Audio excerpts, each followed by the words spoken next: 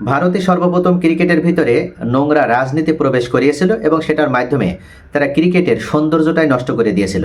তবে এবার তারা যে কাজটি করল, তাতে করে ক্রিকেট সৌন্দর্যই তো নষ্ট হয়েছে, শুধু তা নয়, ক্রিকেট একেবারে চিরদিনের জন্য তারা গলা টিপে হত্যা করল। আজকে বহুল আলোচিত এবং সমালোচিত ভারত পাকিস্তান ম্যাচটি অবশেষে মাঠে গড়িয়েছে। যদিও শেষ পর্যন্ত আশঙ্কা ছিল যে রাজনীতির যে কালো থাবা সেটাকে পাশ কাটিয়ে ভারত পাকিস্তান ম্যাচ অবশেষে আইসিসির পক্ষ থেকে আজকে মাঠে গড়াতে সক্ষম হলেও হয়তো বৃষ্টির বাগড়ার কারণে বা প্রাকৃতিক কারণে ম্যাচটি পরিত্যক্ত হতে পারে।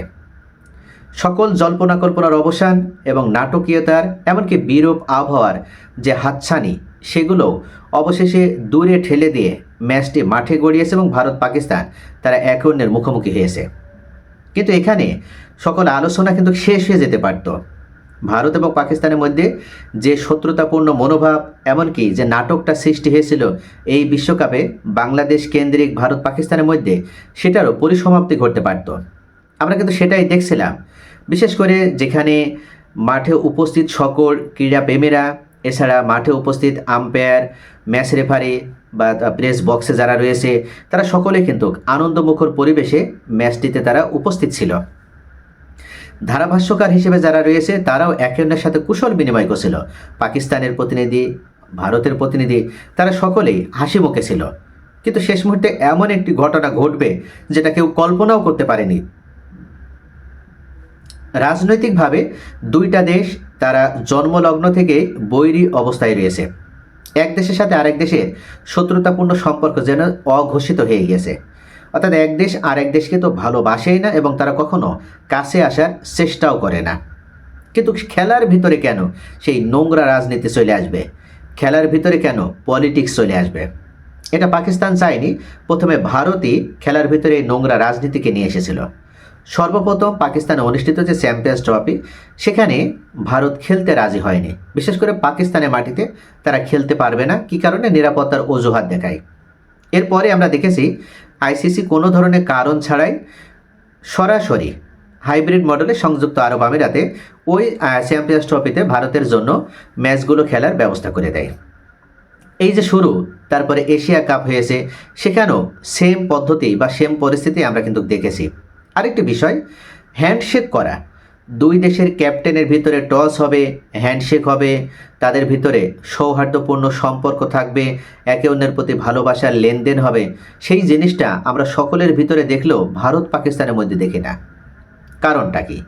এটারও কিন্তু সর্বপ্রথম আমরা এশিয়া কাপ থেকে দেখছি। ভারতের ক্যাপ্টেন তিনি সর্বপ্রথম এই নীতিটা বা এই রীতিটি চালু করেছে। অর্থাৎ পাকিস্তান ক্যাপ্টেনের সাথে নাকি হ্যান্ডশেক করা যাবে না। হ্যান্ডশেক করলে নাকি খেলার সৌন্দর্য নষ্ট হয়ে যায়। হ্যান্ডশেক করলে নাকি ভারত মূলত পাকিস্তানের সাথে বন্ধুত্বপূর্ণ সম্পর্ক তৈরি হবে, এটা মনে করে। অর্থাৎ তারা ইচ্ছাকৃতভাবে এই রেওয়াজটা চালু করতে চায় না। তারা ক্রিকেটের ভিতরে পলিটিক্সকে রেখে দিতে চায় এবং জীবন্ত রেখে দিতে চায়। সেটার অন্যতম কারণ হচ্ছে ভারত মনে করে তারা পাকিস্তানের কাছে নতজানু হবে না, পাকিস্তানকে কখনো বন্ধু হিসেবে গ্রহণ করবে না। বাট কি এমন? পাকিস্তান কি সত্যি ভারতের জন্য হুমকি? হয়তো হতে পারে, তারা প্রাকৃতিকভাবে, ভৌগোলিকভাবে, তারা রাষ্ট্রীয়ভাবে তাদের ভিতরে সমস্যা থাকতে পারে। কিন্তু খেলার জায়গায় কেন আমরা সেটা নিয়ে আসব? খেলা এমন একটা বিষয় যেখানে আমরা সকলে মিলে যে জায়গা থেকে আমরা একে অন্যের পাশে এসে দাঁড়াবো, একে অন্যকে আপন করে নেব। কিন্তু সেটা কেন হবে না? আর সেটা না হওয়ার পেছনে এই ভারতে দায়ী। এতদিন ভারত পাকিস্তানের ভিতরে এই দ্বৈরথটা ছিল। এবার তারা মুস্তাফিজকে আইপিএল থেকে বহিষ্কার করে বাংলাদেশের সাথেও তারা সেম পরিস্থিতি তৈরি করেছে। এতটা মারাত্মক একটা পরিবেশ এবং পরিস্থিতি তারা তৈরি করেছিল যে শেষ পর্যন্ত বাংলাদেশ ভারতের মাটিতে অনুষ্ঠিত এই বিশ্বকাপ ক্রিকেটে অংশ নেবে না বলে তারা জানিয়ে দিয়েছিল। অর্থাৎ ভারতের মাটিতে তারা যাবে না। ভারতের পরিবর্তে যে কোনো দেশে যদি ভেন্যু দেওয়া হয় তাহলে বাংলাদেশ রাজি আছে। কিন্তু আইসিসি ভারতের কাছে মাথা বিক্রি করে, আইসিসি ভারতের প্রধান হিসেবে যে জয় শাহ, তার প্রলোভনে পড়ে শেষ পর্যন্ত বাংলাদেশকে বিশ্বকাপ থেকে বয়কট করেছে এবং বাংলাদেশের পরিবর্তে স্কটল্যান্ডকে সুযোগ দিয়েছে। তবুও বাংলাদেশকে বিশ্বকাপে খেলার সুযোগ দেয়নি। এই নোংরা রাজনীতির মাধ্যমে বাংলাদেশকে চরমভাবে এই বিশ্বকাপ থেকে বঞ্চিত করা হয়েছে। তবুও বাংলাদেশ দেখিয়ে দিয়েছে যে তারা আয়তনে ক্ষুদ্র রাষ্ট্র হতে পারে, তাদের জনসংখ্যা কম হতে পারে ভারতের তুলনায়, অর্থনৈতিকভাবে তারা দুর্বল হতে পারে, কিন্তু তার মানে এই নয় যে তারা কোনো অন্যায় আবদার মেনে নেবে।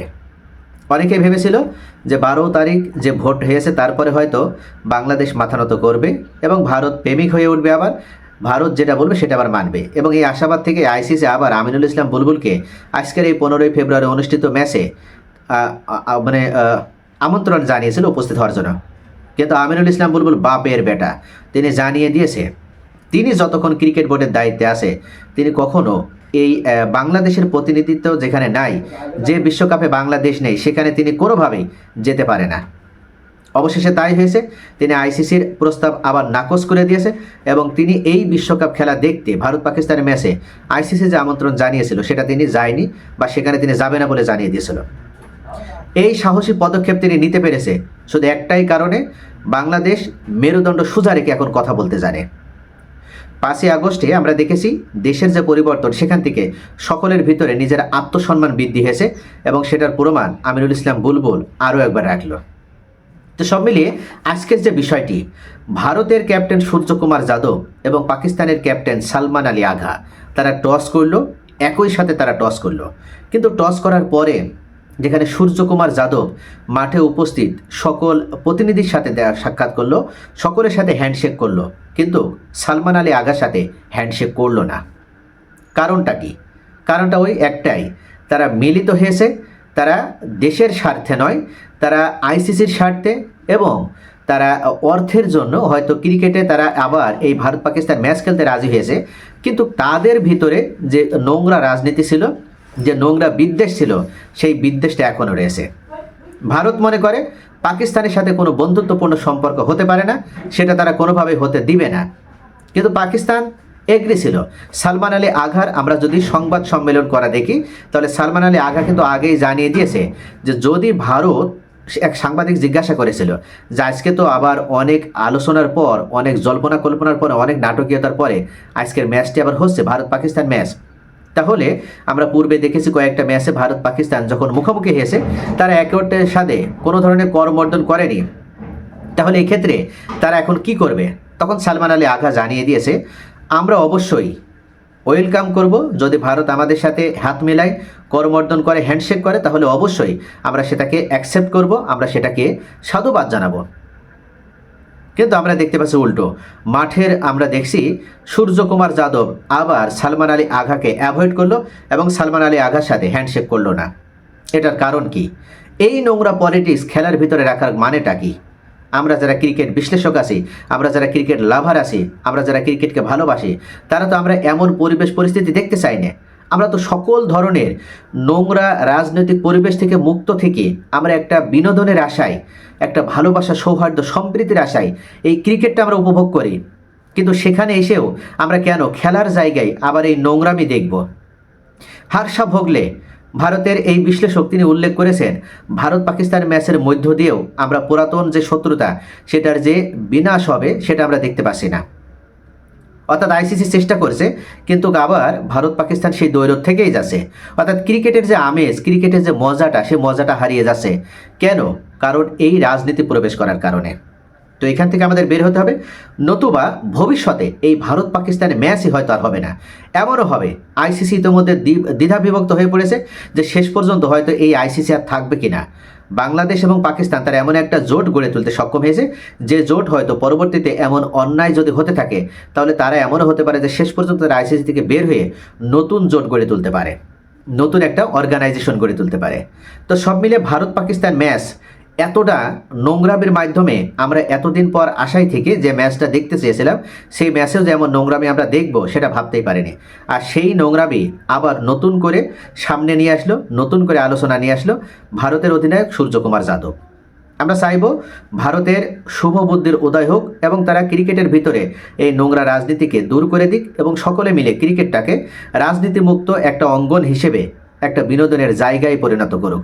নতুবা ভারত আজকে যেভাবে একের পর এক বিশ্বের বিভিন্ন সুপারস্টার কিংবদন্তিদের কাছে ভারত যেভাবে অপ্রিয় হয়ে যাচ্ছে, হয়তো ভবিষ্যতে এমন হবে যে বিশ্বের অনেক রাষ্ট্র আছে, তারা হয়তো ভারতের এই নোংরামের কারণে ভারতে যেয়ে তারা ম্যাচ খেলা তো বয়কট করতেই পারে, এমনকি ভারতের সাথে সিরিজ খেলাটাও বন্ধ করে দিতে পারে।